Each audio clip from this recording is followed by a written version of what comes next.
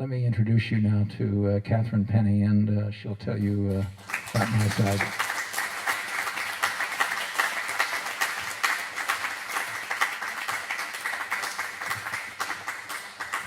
Thank you. I'd like to just read it's not a comment, but it's something that Dr. Mark Ragans, MD, he wrote it in the journal, a California journal, which was the Alliance for the Mentally Ill way back when. And this is what he said, and it's something that is so important. When relating to illness instead of relating to people becomes the way of an entire society, you have stigma. People's response to illness, often in very individualized ways, have crucial effects on the outcome. Illnesses don't have relationships, people do. That's Dr. Reagan's. I just want to briefly go over my experience of what I went through prior to Dr. Dorman and also during Dr. Dorman, and I'll try to be brief with that. But I'm the oldest of 5 kids, and it was about my junior year, I was 17, when I started feeling different, having problems with cognitive understanding of things. I felt that there was always like static around me, like the TV static.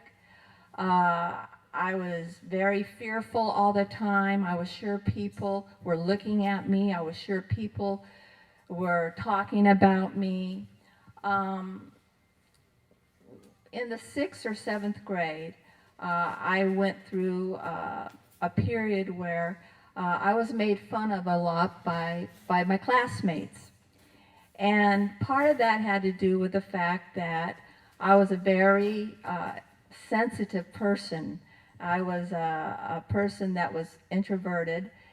And also, I need to be clear that there was no abuse in my family. So that needs to be made clear. But also, there were some dysfunctional things going on. My dad was alcoholic. And so, as the oldest in my family, I felt it was my responsibility to watch out for my younger siblings. And there were times when I was 11 or 12 when I was really fearful that something bad would happen to my mom and that I would be the one responsible for my 3 sisters and brother. So I had that fear going on. And so when you go to school and you're worried, you're an adolescent and you're worried already about, things going on at home, or you don't think that much about yourself. Like I said, I was feeling different. I was feeling not like I was part of regular society. So when you go to school feeling that way, it's easy to be made fun of because people see how you are and what you fear. I'm trying to think of the right word for that. What you don't understand, you fear. And so I was made fun of a lot. And I can't emphasize strongly the trauma of bullying, whether you're a boy or a girl.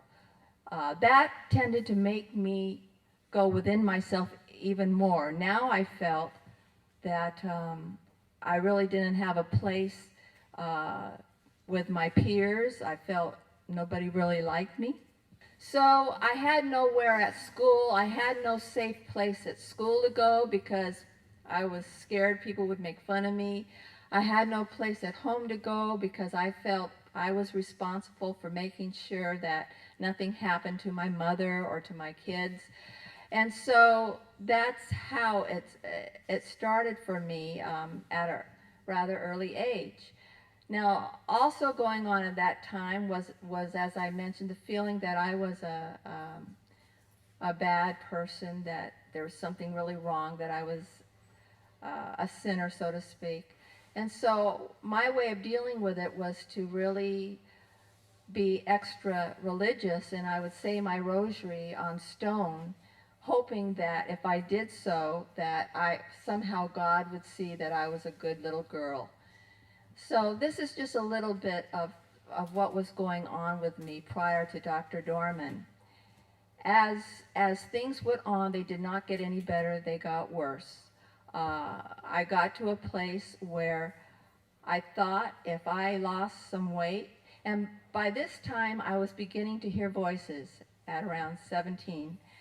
And the voices at first were more like whispers. They weren't really saying anything. It was like there was something there, like someone was after me, but I couldn't put my finger on it. So I thought if I lost all this weight, and Twiggy was popular at that time, if I lost weight and looked like Twiggy, maybe my peers would like me. Maybe I'd have a chance with somebody, you know, wanting to be my friend. Also, what had happened when I did ultimately lose the weight, I lost quite a bit of weight. I think I lost 10 pounds in 2 weeks and went from there. I found after that that I had some control in my life. I found, my God, I stepped on the scale and I had some control in my life. I made it happen. Also, the whispers didn't seem as bad. As long as I concentrated on my diet, as long as I concentrated on something I had some control over, hey, I had something I could call my own. Well, the more and more I got into this, the more weight I lost. After a while, things got a lot worse. And it was the beginning of my senior year of high school when I started hearing voices to kill. And I started hearing voices to kill myself and my mother and my smallest sister.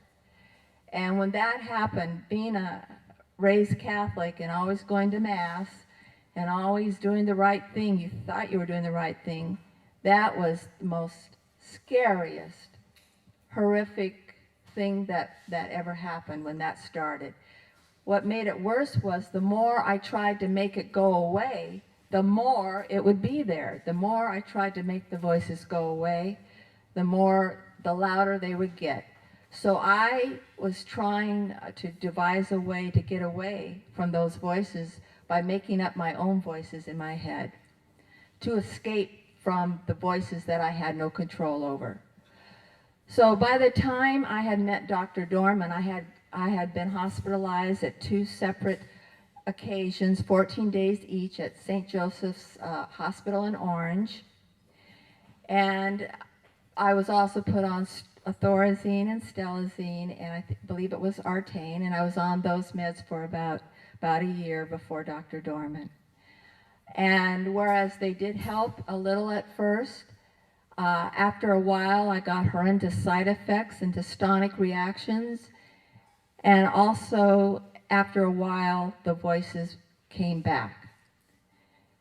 So at the point where Dr. Dorman, we met Dr. Dorman, my mom was pretty desperate.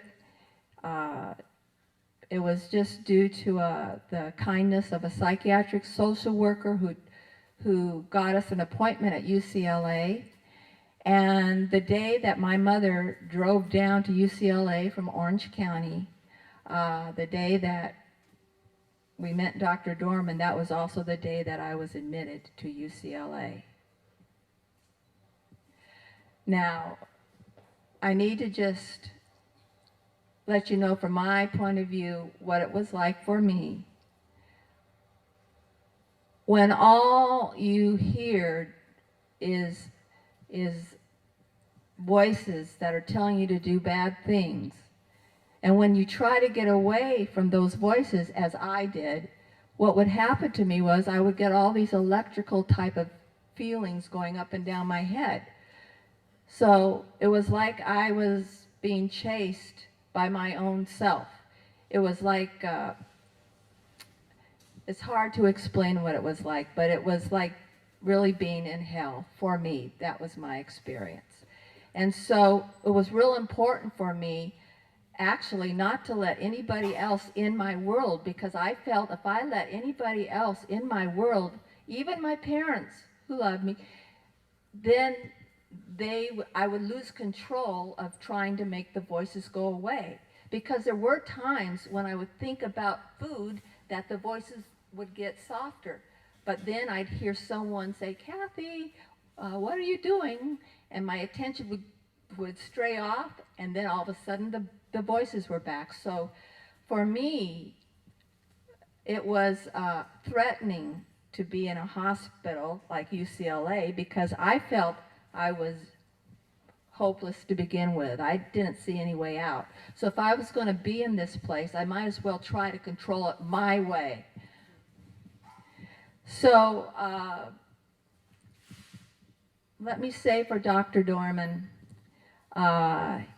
he never treated me as someone with a label. I never got the sense that I was someone that he didn't look at me as someone with a pathology. I always felt that he treated me as a human being. He always went beyond the symptom. I had gone through 2 psychiatrists and 1 psychologist prior to Dr. Dorman, and I remember I remember the 1 psychiatrist, the last one before Dr. Dorman, telling my mother, you know, Mrs. Gardner, some people just never get well. You're going to have to accept the fact that your daughter needs to be in a state hospital, and you need to take care of your other kids. And I was there when he said that. And just because I didn't appear like I heard it and it hurt. And that's another thing. So many times I could remember being in the hospital, because I looked so, quote, out of it or crazy. People, mostly visitors, not hospital patients, they were kinder. They would look at me and say, oh my God, she's, you know, look how bad she is. And thinking that I didn't even hear that. Well, I did hear that. And that really cuts the your hope. That really cuts any kind of hope you may have. Dr. Dorman never gave me the feeling that he was treating somebody who was hopeless. Now, I didn't trust him at first because why should I? I mean, I've gone through several doctors, and why should I trust Dr. Dorman? So I'm sure there was a bit of suspiciousness there.